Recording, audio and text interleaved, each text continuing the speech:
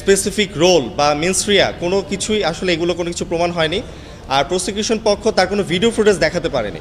পুরো ট্রাইব্যুনালে তার উপস্থিতির কোনো একটা ভিডিও কোথাও তারা দেখাতে পারেনি। একটা ভিডিও তারা চ্যালেঞ্জ করেছিল, তাও সেটা হচ্ছে মুখচ্ছবি অস্পষ্ট, অর্থাৎ এই ভিডিওটা অনেক উপরে 25 সেকেন্ডের একটা ভিডিও, সেখানেও তার কোনো ছবি বা চেহারা কোনো কিছু বোঝা যায়নি। আর প্রসিকিউশন পক্ষ বলছে যে ইন্সপেক্টর হচ্ছে কমান্ডিংয়ে পড়ে। অ্যাকচুয়ালি বাংলাদেশ আইন বা আন্তর্জাতিক আইন কোনো আইনেই একজন ইন্সপেক্টর কমান্ডিংয়ে পড়ে না, এবং তিনি হচ্ছেন 3 নাম্বার, একটা থানার 3 নাম্বার র্যাঙ্কে পড়ে। অর্থাৎ প্রথমে হচ্ছে ওসি, তারপর হচ্ছে ওসি তদন্ত, ইন্সপেক্টর তদন্ত, তারপর হচ্ছে ইন্সপেক্টর অপারেশন নিরস্ত্র। তারপর উনি র্যাঙ্কে 3 নাম্বার পড়েন। আর ওনারা বলছিল যে জিডি কেন করেন নাই উনি। তো তখন আমরা জানি যে পুরো বাংলাদেশের থানাগুলো যেভাবে পোড়ানো হয়েছিল, এবং ঢাকা মেট্রোপলিটনে আমরা যদি যাই, ঢাকা মেট্রোপলিটন পুলিশের 51টা থানার মধ্যে 13টি থানায় পুড়িয়ে দেওয়া হয়েছিল, যাত্রাবাড়ি।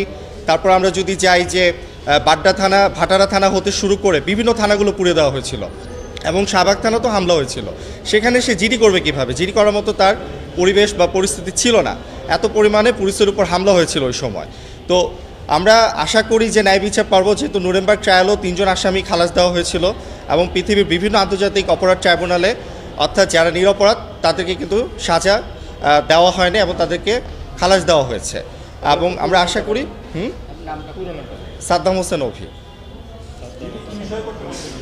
জিডি হচ্ছে যে তার অ্যাক্টিভিটিস বা স্পেসিফিক রোলের উপর তার একটা জিডি করতে হয়।